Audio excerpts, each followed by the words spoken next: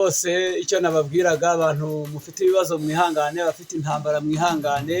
Hari ijambo ry'Imana Pawulo yandikiye Korinto ba mbere 15 rivuga ngo niba muri ubu bugingo Kristo ariwe twiringiye gusa tuba duhindutse abo kugirirwa impuhwe kutandi bantu.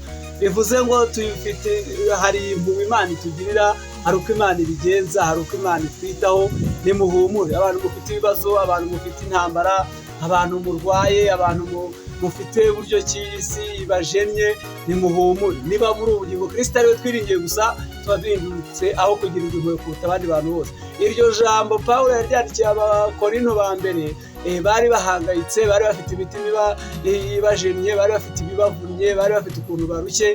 Ariko Pawulo arabandikira aravuga ngo niba Kristo ariwe mwiringiye, niba ariwe twiringiye nonaha rero. Niba wiringiye Kristo, niba usenga Kristo, niba ari Kristo wizeye, komera cyane, witinya kandi wigira impungenge. Uwo Kristo wizeye akwitayeho, kandi rwose uburyo umwizeyemo nawe nibwo buryo akwizeyemo atagukoza isoni.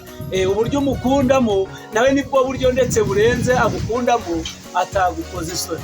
Komera, shikama, humura, Kristo araje gutabare. Mfite ijambo ryamwe ngo ntabaza ndagutabara, mwereke ibikomeye biruhije utamenye.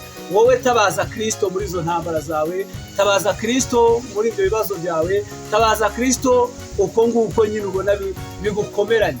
Abantu bahuye n'intambara bafite ukuntu bajya bahora bahangayitse, bafite ukuntu bajya bahora batishimye, batanezerewe. Ariko tabaza Kristo araje gutabare, kandi niwe mutabazi wa twese, niwe mutabazi wo kuturengera.